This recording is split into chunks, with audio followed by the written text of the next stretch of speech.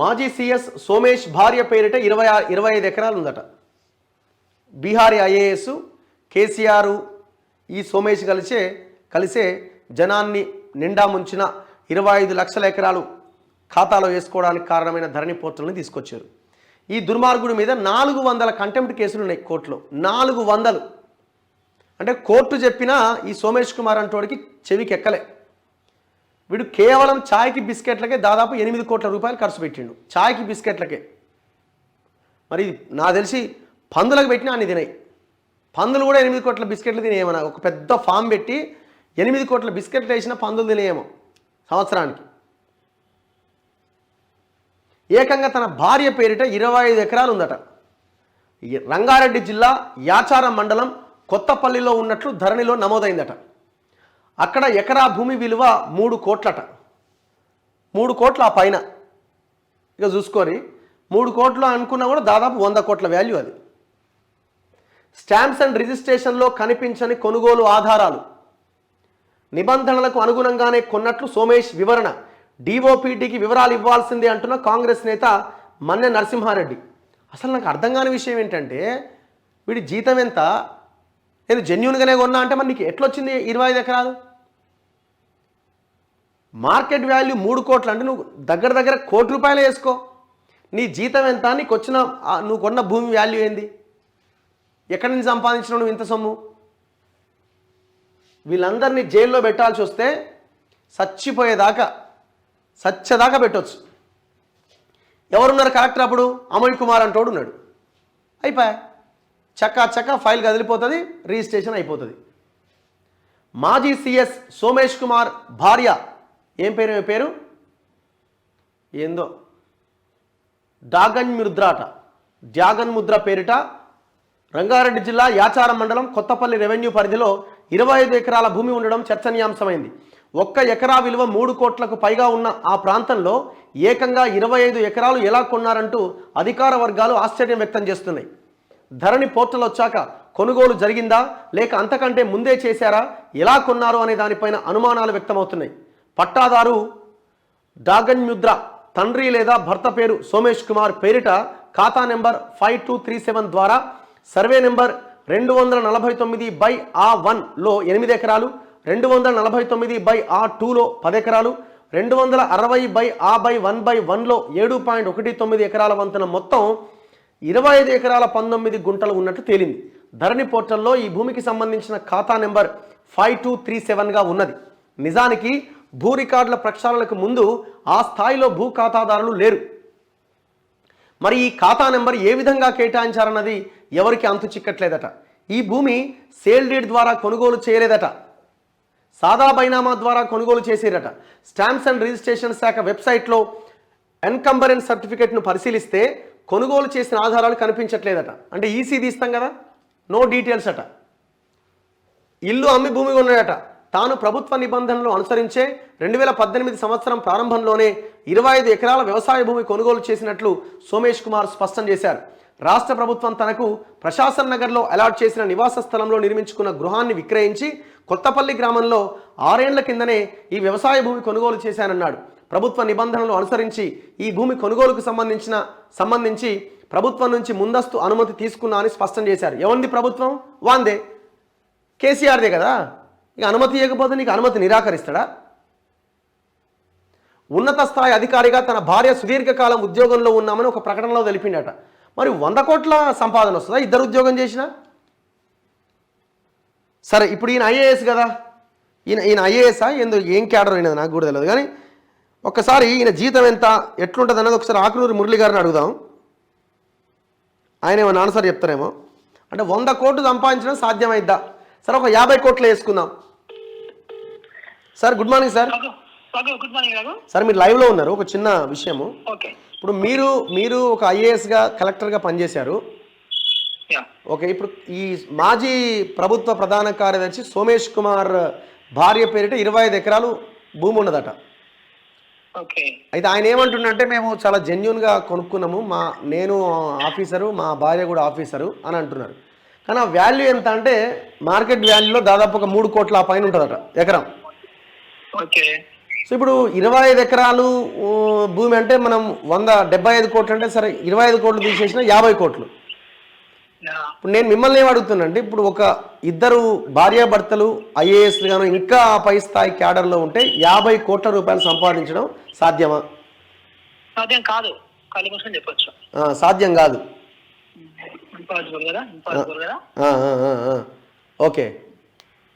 So ఇప్పుడు ఇది ఈ కేటాయింపుని ఎట్లా చూస్తున్నారు సార్ మీరు? అంటే ఇది ఆయన ఏమో నేను జెన్యూన్గా ఉన్నా అంటున్నాడు. అంటే అంటే అది డౌట్ఫుల్ ట్రాన్సాక్షన్ కింద చూడాలి మనము. ఎందుకంటే నాకు వచ్చిన సమాచారం ప్రకారము సీఎంఓలో ఇంతకుముందు పాత సీఎంఓలో పనిచేసిన అందరి అధికారులు కూడా ఇలాంటి భూ లావాదేవీలు ఉన్నట్టుగా నాకు సమాచారం వచ్చింది. సో కొంత 20 ఎకరాలు, 30 ఎకరాలు, 70 ఎకరాలు చాలా సమాచారం అయితే ఉంది. సో అది తేల్చాల్సిన విషయమే. ఎందుకంటే ఈ ట్రాన్సాక్షన్స్ అన్ని కూడా ఎట్లుంటదంటే ఇప్పుడు ఆవు చేన వేస్తే దూడెక్కడ వేస్తుంది అనే సామెత ఉంది కదా మనకి. అంతే అంతే. ఆ లెక్కన అక్కడ బాగా కరెక్ట్ అయిపోయింది పాత గవర్నమెంట్ భయంకరంగా కదా. సో అందుకనే ఇల్లు దీపం ఉన్నప్పుడే ఇల్లు చక్క పెట్టుకోవాలనే దుర్బుద్ధులు పుట్టినట్టుంది అధికారులందరికీ కూడా. అంటే ఇక వాళ్ళు కూడా సంపాదిస్తారు, వాళ్ళకు కూడా భూములు కొంటారు, నాకు కూడా 25 ఎకరాలు ఉంటే బాగుంటుందని అందరూ అనుకున్నట్టు. అంతే కదా, అంతే కదా. కూడా చేతిలో ఉన్నాయి కదా, మొత్తం అదొక పెద్ద మూటలాగానే పనిచేసింది కదా. ర్యాంక్ మాట్లాడుకోవాలనుకుంటే ఎంత సంపాదించవచ్చు సార్ మీరు చెప్పండి? అంటే యావరేజ్గా ఇప్పుడు ఒక ఐఏఎస్ ఆఫీసరు ఒక జీతంతో ఎంత సంపాదించవచ్చు? ఓన్లీ జీతం ఎట్లా ఉంటుందంటే అది ఇప్పుడు పిల్లల చదువు కానీ నా అనుభవం తీసుకుంటే గ్రూప్ 1 ఆఫీసర్ జాయిన్ అయ్యాను కదా. ఆల్మోస్ట్ నాకు ఐఏఎస్ జాయిన్ అయినప్పుడు ఎంత శాలరీ ఉంటుందో అంత శాలరీ నాకు కూడా గ్రూప్ 1 ఆఫీసర్ కూడా ఉండేది. ఓకే. సో నేను కూడా అది ఇంకా ఇన్ఫాక్ట్ నేను ఇంకా యూఎన్ లో పని చేసా, వరల్డ్ బ్యాంక్ అసైన్మెంట్ చేశాను. సో ఉంటే అంటే ర్యాంక్ లిస్ట్ నేను చాలా మంది ఐఏఎస్ ఆఫీసర్ని నీతివంతంగా ఆలోచిస్తాను. వాళ్ళు ఒక అపార్ట్మెంట్ కొనుక్కొని స్ట్రగుల్ కావాలబ్బా. మేమందరం ఏంటంటే గవర్నమెంట్ ఐఏఎస్ ఆఫీసర్ కొంచెం 350 గజాలు ఇస్తుంది అనే ఆశతోని మేము అది మొహమే చూడలేదు. సో ఎందుకంటే జనరల్ గా అందరూ ఐఏఎస్ నీతివంత ఐఏఎస్ ఆఫీసర్ అట్లాగే అనుకుంటారు.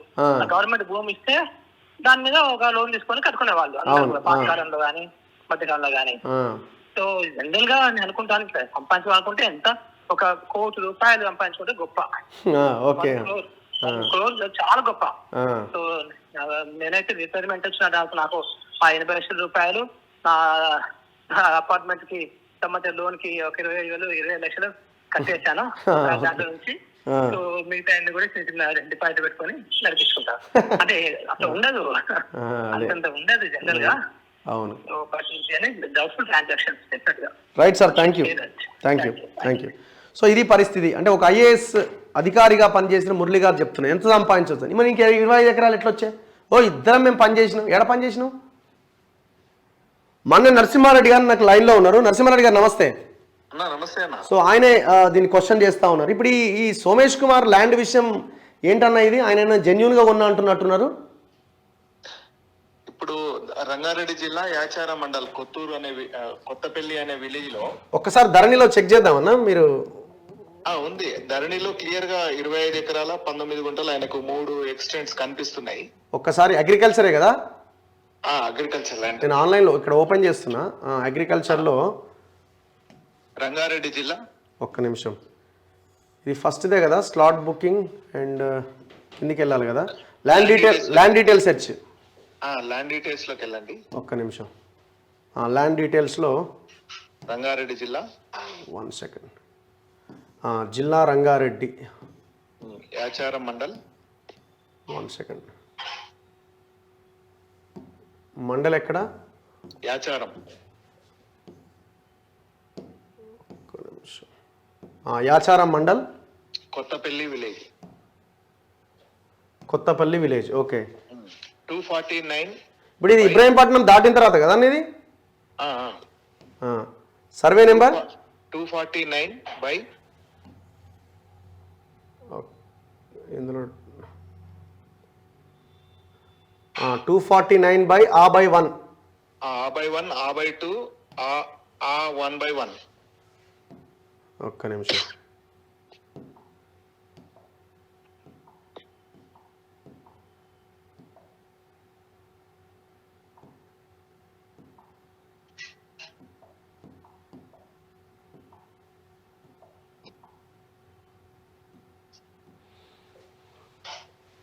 ఖాతా నెంబర్ అడుగుతుంది నేను.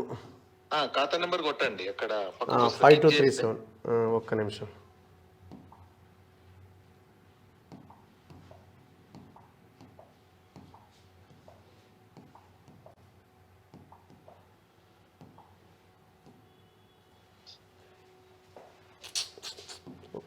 ఒక్క నిమిషం.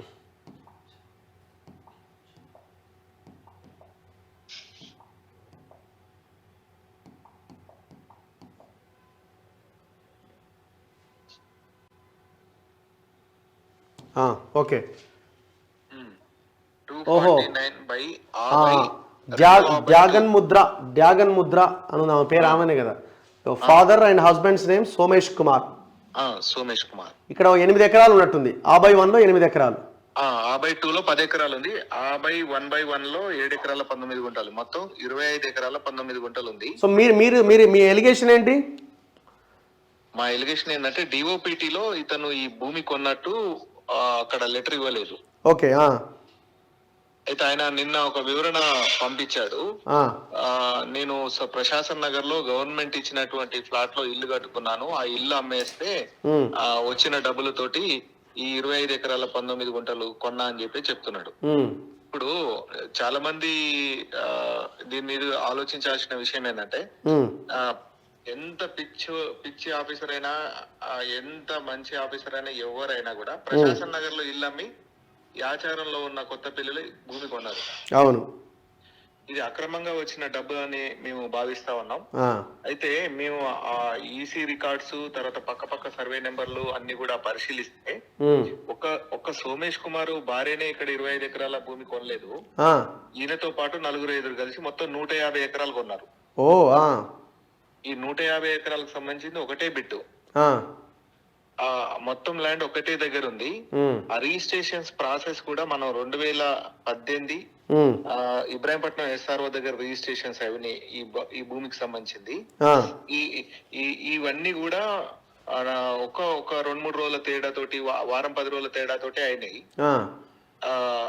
ఈయనకు సంబంధించిన ఇంకా బినామీ ప్రాపర్టీస్ కూడా భావించవచ్చు మనం. ఎందుకంటే ఈయన ఒక్కరే కొంటారా, ఆయన భార్యతో ఒకరితోటే కొన్నారని కాదు. ఆ చుట్టుపక్కల సర్వే నెంబర్లన్నీ చూస్తే ఎట్ ఏ టైం అంటే వారం 10 రోజులు 20 రోజుల గ్యాప్ తోటే ఎక్కువ రిజిస్ట్రేషన్స్ అయినాయి. ఈ 150 ఎకరాలకు సంబంధించిన భూమి మిగతా ఎవరైతే ఉన్నారో అవి కూడా బినామీగా భావించవచ్చు అని నేను భావిస్తున్నా. సరే, ఆయన ఏదన్నా చెప్పొచ్చు, కానీ ఈ 25 ఎకరాల 19 గుంటలకు సంబంధించింది డిఓపిటిలో 2018లో నేను ఈ భూమి కొన్నానే ఆయన సబ్మిట్ చేయాలి. ఆ సబ్మిట్ చేసినటువంటి లెటర్ ఏదన్నా ఉంటే ప్రెస్ రిలీజ్ చేయాలి. ఇక్కడ ఎంత వాల్యూ ఎంత ఉంటుందన్న దగ్గర కోట్ల రూపాయలే కదా. అంటే నాకు తెలిసి జూబ్లీహిల్స్ ప్రశాసన్ నగర్ లో ఇల్లు అమ్ముకున్నవారు కూడా అక్కడ ఆ భూమి కొన్నారు, అక్రమంగా వచ్చిన డబ్బుతోటే కొన్నారని నేను భావిస్తున్నా. ఎందుకంటే మనందరికి తెలుసు జూబ్లీహిల్స్ అంటే ఎంత కాస్ట్. ప్రశాసన్ నగర్ అంటే అది చాలా హై కాస్ట్లీ ఏరియా, మనం చాలా ఖరీదు.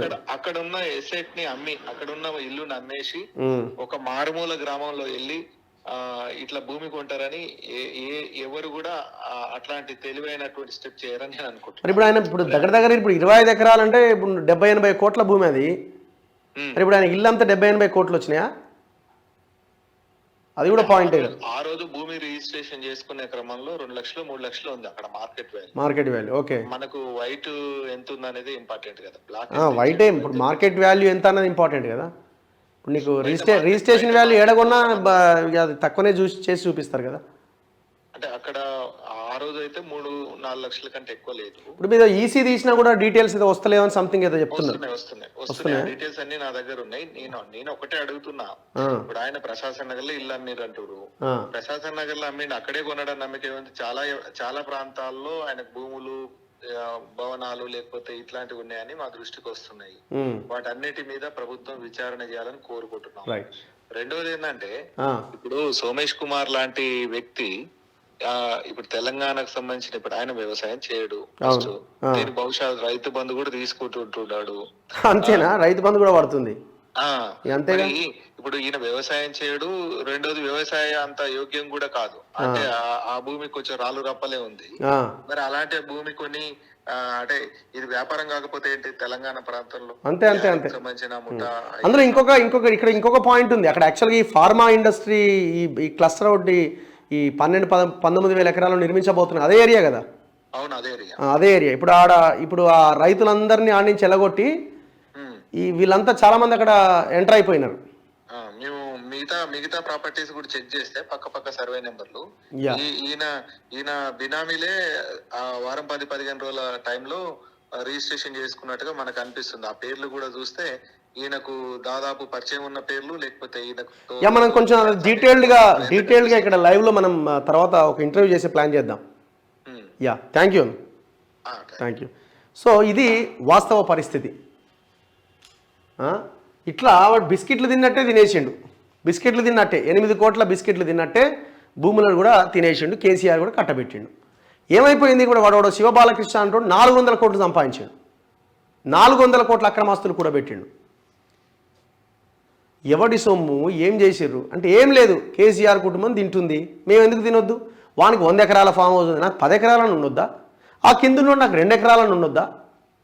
ఇంకా కిందనోడు నాకు 1 ఎకరం అని ఉండొద్దా?